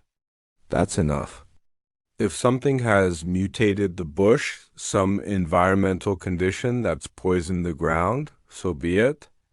The bushes are not the important part of this landscape. The stones are the important part. There are 8. You have tested the world and found it as you hoped it would be, as you knew it would be, as it always was. If this field seems too quite fraught, some hope that is undoubtedly the lingering effect of Emma's story on your own mind, not to mention his suicide. Now go back to your life. Never mind the silence or the sensing your mind like a thundercloud that something is lurking in that silence. Go back to your life. Dr. B, go back while you still can. I returned to the end of the road, the high green hay whickering against my jeans like a low, gasping voice, the sun beating on my neck and shoulders. I felt an urge to turn and look again, strong urge. I fought it and lost. When I turned around, I saw 7 stones, not 8, but 7. I counted them twice to make sure. And it did seem darker inside the stones, as if a cloud had passed over the sun. One so small it made shade only in that place. Only it didn't look like a shadow. It looked like a particular darkness, one that was moving over the yellow matted grass, circling in on itself, and then belling out again toward the gap where, I was sure, almost sure. That's the hell of it. An 8th stone had been standing when I arrived. I thought, I have no camera to look through and make it come back. I thought, I have to make this stop while I can still tell myself nothing is happening. Right or wrong, I was less concerned with the fate of the world than with losing hold of my own perceptions. Losing hold of my idea of the world. I did not believe in N.S. delusion for even a moment, but that darkness, I didn't want it to get a foothold, do you see? Not even a toehold. I had put the key back into the torn envelope and tucked the envelope into my hip pocket, but I was still holding the baggie. Without really thinking about what I was doing, I raised it in front of my eyes and looked at the stones through it. They were a little distorted, a little bleary even when I pulled the plastic tight, but still clear enough. There were 8 again, right enough, and that perceived darkness, that funnel or tunnel was gone. Of course it was never there to begin with. I lowered the bagging it without some trepidation. I admit Iton looked at the stones. Dead on. 8. Solid as the foundation of the Taj Mahal. 8. I walked back down the road, successfully fighting the compulsion to take one more look. Why look again? 8 is 8. Let's get that straight. My little joke, I have decided against the article. Best to put the whole business of N behind me. The important thing is that I actually went there and faced, I am quite sure this is true insanity that is in all of us, the Dr. BS of the world, as well as the ENS. What do they call it in WWI? Going to see the elephant. I went to see the elephant, but that does not mean I have to draw the elephant. Or in my case, write a description of the elephant. And if I thought I saw more? If for a few seconds, well, yes, but wait. That only shows the strength of the delusion that captured poor N, explains his suicide in a way no note can. Yet some things are best left alone. This is probably just such a case. That darkness, that funnel tunnel, that perceived in any case, am done with N, no book, no article. Turn the page. The key undoubtedly opens the lock on the chain at the end of the road, but I'll never use it. I threw it away. And so to bed, as the late great Sammy Pepys used to say, red sun tonight, sailor's delight shining over that field, mist rising from the hay? Perhaps from the green hay, not the yellow. The Androscoggin will be red tonight, a long snake bleeding in a dead birth canal. Fancy, I would like to see that, for whatever reason. I admit it, this is just tiredness. It will be gone tomorrow morning. Tomorrow morning I may even want to reconsider the article, or the book, but not tonight. And so to bed. July 18th, 2007. Fished the key out of the trash this morning and put it in my desk drawer. Throwing it away seems too much like admitting something might be. Well, and anyway, it's just a key. July 27th, 2007, all right? Yes, I admit it. I have been counting a few things and making sure there are even numbers around me. Paper clips, pencils in the jar. Things of that nature. Doing this is strangely soothing. I have caught N's cold for sure. My little joke, but not a joke. My mentor psychiatrist is Dr. J. in Augusta, now Chief of Staff at Serenity Hill. I called him and we had a general discussion which I framed as research for a paper I might deliver this winter at the Chicago Convenzione Lie. Of course, but sometimes, it's easier to tow about the transitive nature of OCD symptoms from patient to analyst. J. confirmed my own researches. The phenomena isn't common, but it's not a complete rarity either. He said, this doesn't have any personal concern for you, Johnny, does it? Keen, perceptive, always was. And has lots of info about yours truly. No, I said. I've just gotten interested in the subject. In fact, it's become something of a compulsion. We ended the conversation, laughing, and then I went to the coffee table and counted the books there. 6? That's good. 6 is a fix. N.S. Little Rhyme. Checked my desk to make sure the key was there, and of course it is. Where else would it be? One key. Is one good or bad? The cheese stands alone, Probably not germane, but something to think about. I started out of the room, then remembered there were magazines on the coffee table, as well as books, and counted those as well. 7. I took the People with Brad Pitt on the cover and threw it in the trash. Look, if it makes me feel better, what harm? And it was only Brad Pitt. And if this gets worse, I will come clean with Jay. This is a promise I make to myself. I think a Narration script might help. Although it's an anti-seizure medication, strictly speaking, in cases like mine, it's been known to help. Of course, August 3rd, 2007, who am I kidding? There are no cases like this, and Narration doesn't help. Tits on a bull, but counting helps. Strangely soothing. And something else. The key was on the wrong side of the drawer I put it in. That was intuition. But intuition is not to be sneezed at. I moved it better, then put another key safe deposit box on the other side. Seems to balance it. 6 is a fix, but 2 is true. Good sleep last night. Well, no. Nightmares. The Androscoggin at sunset. A red wound, a birth canal. But dead. August 10th, 2007. Something is wrong out there. The 8th stone is weakening. There is no sense telling myself this isn't so, because every nerve in my body, every cell in my skin, proclaims it's true, counting books and shoes.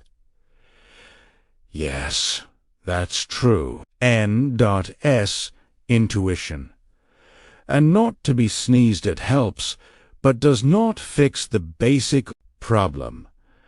Not even placing diagonals helps too much, although it certainly toasts crumbs on the kitchen counter.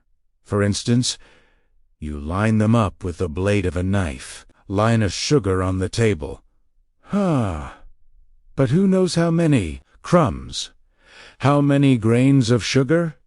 Too many to count teasmest. And in going out there, I will take a camera. August 11th, 2007, the darkness. Dear Christ, it was almost complete. And something else. The darkness had an eye. August 12th, did I see anything? Actually, I don't know. I think I did, but I don't know. There are 23 words in this entry. 26 is better. August 19. I picked up the phone to call Jay. Tell him what's going on with me, then put it down. What would I tell him? Besides, 12075551863111. A bad number. Valium helps more than Neurantine, I think. As long as I don't overdo it. September 16th, back from Motown, covered with sweat, shaking. But 8 again? I fixed it. I fixed it. Thank God. But I cannot live my life this way. No. Booty was just in time. IT was on the verge of getting out. The protections only hold so long, and then a house call is necessary. My little joke. I saw the three-lobed Diane spoke of it belongs to nothing from this world or this universe. It is trying to eat its way through. Except I don't accept this. I let N's obsession get a finger in my psyche. It's playing stinky finger with me, if you get my little joke, and it has continued to widen the gap, slipping in a second finger, a third, a whole pulling hand, opening me up, opening up my butt. I saw with my own eyes. There is a world behind this world, filled with monsters, gods, hateful gods. One thing. If I kill myself, what? If it's not real, the torment still ends. If it is real, the 8th stone out there solidifies again, at least until someone elseth next Karetogorgos, heedlessly prospecting up that road, and sees, makes suicide almost look good. October 9th, 2007, Veterlatelli. My ideas seem more my own, and when I last went out to Ackerman's Field 2 days ago, my worries were all for naught. There were 8 stones there. I looked at them solid, as Hausan saw a crow in the sky, swerved to avoid the airspace over the stones. This is true. Joke, but it was there. and as I stood at the end of the road with my camera hung over my neck, nix pics in molten sticks, those stones don't photograph. N was right about that much. Anyway, possibly I wondered how I ever could have thought there were only 7. I admit that I counted my steps back to my car and then paced around a little when an odd number brought me to the driver's door. But these things do not let go all at once. They are cramps in the mind. Yet maybe do I dare hope in getting better? October 10th, 2007. Of course, there is another possibility, loath as I am to admit it, that N was right about this. We are moving away from one and toward the other now. Summer gone, winter ahead, which, if true, is good news, only in the short term. If I should have to deal with such racking mental spasms next spring and the spring after that, I couldn't. That's all. How that haunts me, floating in the gathering darkness. Other things behind it. See, November 16th, 2007-8. Always were. I'm sure now, today the field was silent. The hay dead, the trees at the foot of the slope, bare, the Androscoggin gray steel beneath an iron sky, the world waiting for snow. And my God, best of all, a bird roosting on one of those stones. A bird. Realized only when I was driving back to Lewiston that I didn't bother counting my steps when going back to the car. Here is the truth. What must be the truth? I caught a cold from one of my patients, but now I'm getting better. Cough gone, sniffles drying up. The little joke was on me all along. December 25th, 2007. I shared Christmas dinner and the ritual exchange of presents with Sheila and her family. When Dawn took Seth to the candlelight ritual at the church, I'm sure the good Methodists would be shocked if they knew the pagan roots of such rites. Sheila squeezed my hand and said, "You're back." That's good. I was worried. Well, you can't fool your own flesh and blood, it seems. Dr. J. Miller have suspected something was wrong, but Sheila knew. Dear Sheila, I had a sort of crisis this summer and fall, I said. A crisis of the spirit, you might call it. Although it was more a crisis of the psyche. When a man begins to think, the only purpose served by his perceptions is to mask the knowledge of terrible other worlds. That is a crisis of the psyche. Sheila, always practical, said, as long as it wasn't cancer, Johnny. That's what I was afraid of. Dear Sheila, I laughed and hugged her. Later on, while we were doing a final polish on the kitchen and sipping eggnog, I asked her if she remembered why we used to call the Bale Road Bridge the Fail Road Bridge. She cocked her head and laughed. It was your old friend who thought that up, the one I had such a crush on. Charlie Keene, I said. I haven't seen him in a dog's age, except on TV. The poor man Sanjay Gupta? She whacked my arm. Jealousy doesn't become you, dear. Anyway, we were fishing from the bridge one day, you know, with those little poles, we all. Hayden Charlie peered over the side and said, "You know, anyone who fell off this thing could not fail to kill themselves." It just struck us funny, and we laughed like maniacs. You don't remember that? But then I did. Bale Road Bridge became Fail Road Bridge from that day on, and what old Charlie said was true enough. Bale Stream is very shallow at that point. Of course, it flows into the Androscoggin. Probably you can see the merging point from Ackerman's Field, although I never noticed, which is a lot deeper. And the Androscoggin flows to the sea. World leads onto world, doesn't it? Each deeper than the last.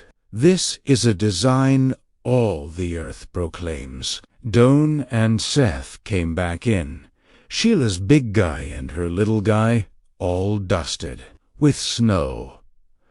We had a group hug, very new age, and then I drove home, listening to Christmas carols, really happy for the first time in ever so long. I believe these notes, this diary, this chronicle of madness avoided, perhaps. Bivara inches, I think I really did almost go over the bridge Canen now. Thank God, and Merry Christmas to me. April 1st, 2008, it's April Fool's, and the fool is me. I woke from a dream of field. In it the sky was blue. The river was a darker blue in its valley. The snow was melting. The first green grass was poking through the remaining ribbons of white, and once more there were only 7 stones. Once more there was darkness in the circle, only a smudge for now, but it will deepen unless I take care of Italiano. I counted books after waking 64, a good number, even and divisible, all the way down to one. Think about it. And when that didn't turn the trick, I spilled coffee onto the kitchen counter and made a diagonal. That fixed things for no but. I will have to go out there and make another house call. Must not. Because it's starting again. The snow is almost gone. The summer solstice is approaching still over the horizon, but approaching. And it has started again. I feel, God help me, I feel like a cancer patient who has been in remission and wakes one morning to discover a big fat lump in his armpit pre-medicainate. This I must do this. Later, there was still snow on the road, but I got up to all right. Left my car in the cemetery parking lot and walked. There were indeed only 7 stones. As in my dream, looked through the viewfinder of my camera. 8 again. 8 is fate, and keeps the world straight. Good deal for the world. Not such a good deal for Dr. Bone that this should be happening again. My mind groans at the prospect. Please, God, don't let it be happening again.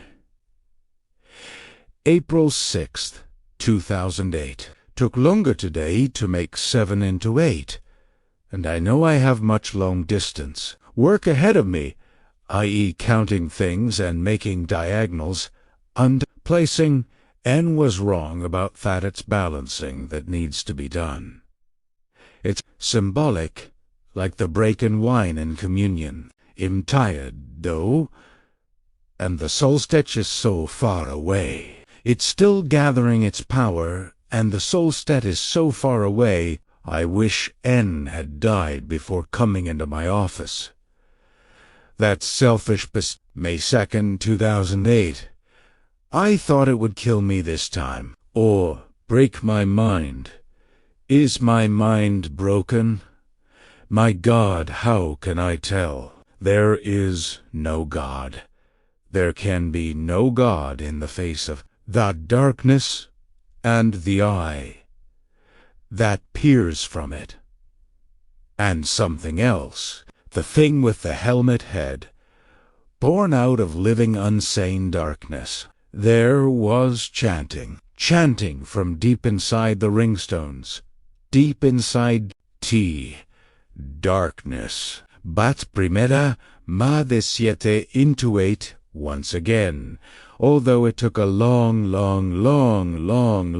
time. Many looks through the viewfinder, also making circles and counting paces, widening the circle to 64 paces, and that did it. Thank God. The widening Then I looked up, looked around, and saw its name woven into every sumac bush and every tree at the foot of that hellish field. Kython, Kython, Kython. I looked into the sky for relief, and saw the clods spelling it out as they traversed the blue Chthon in the sky. Looked at the river, and saw its curves spell out a giant CC for Chthon. How can I be responsible for the world? How can this be? It's not fair. May 4th, 2008. If I can close the door by killing myself and the peace, even if it is only the peace of oblivion, I am going out there again, but this time not all the way, just to the Fail Road Bridge. The water there is shallow, the bed lined with rocks. The drop must be 30 feet. Not the best number, but still, anyone who falls off that thing cannot fail. I can't stop thinking about that hideous trilobi. The thing with the helmet head, the screaming faces and the stones. Seteache U-N-A. Dr. Bonesaint's manuscript ends here. Fifth, the second letter, June 8th, 2008. Dear Charlie, I haven't heard from you about Johnny's manuscript, and that is good.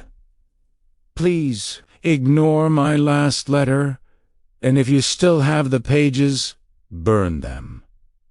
That was Johnny's request, and I should have honored it myself. I told myself I was only going out as far as the Fail Road Brigido Sea, the place where we all had so many happy times as kids, the place where he ended his life when the happy times ran out. I told myself it might bring closure. That's the word Johnny would have used. But of course, the mind. Under my mind where I'm sure Johnny would claim, we are all pretty much alakinu better. Why else did I take the key? Because it was there, in his study. Not in the same drawer where I found the manuscript, but in the top one above the knee-hole. With another key to balance it, who's assassin? Would I have sent you the key with the manuscript if I'd found them both in the same place? I don't know. I don't, but I'm glad, on the whole, at the way things turned out, because you might have been tempted to go out there. Simple curiosity might have drawn you, or possibly something else, something stronger. Or possibly that's so much bullshit. Possibly I only took the key and went out to Morton and found that road because I am what I said I was in my first letter of Pandora. How can I tell for sure? Anne couldn't. Neither could my brother. Not even at the very end. And as he used to say, I'm a professional. Don't try this at home. In any case, don't worry about me. I'm fine. And even if I'm not, I can do the math. Sheila Leclerc has one husband and one child. Charlie Kin, according to what I read in Wikipedia's one wife and 3 children. Hence, you have more to lose. And besides, maybe I never got over that crush I had on you. Under no circumstances come back here. Keep doing your reports on obesity and prescription drug abuse and heart attacks in men under 50 and things like that. Normal things like that. And if you haven't read that manuscript, I can hope for this, but doubt it. I'm sure Pandora also had sons. Ignore that, too. Put all this down to a woman, hysterical over the unexpected loss of her brother. There's nothing out there. Just some rocks I saw with my own eyes. I swear there's nothing out there, so stay away. 6. The newspaper article from the Chester's Mill Democrat, June 1st, 2008. Woman jumps from bridge, mimics brother suicide by Julia Emotit Owen after.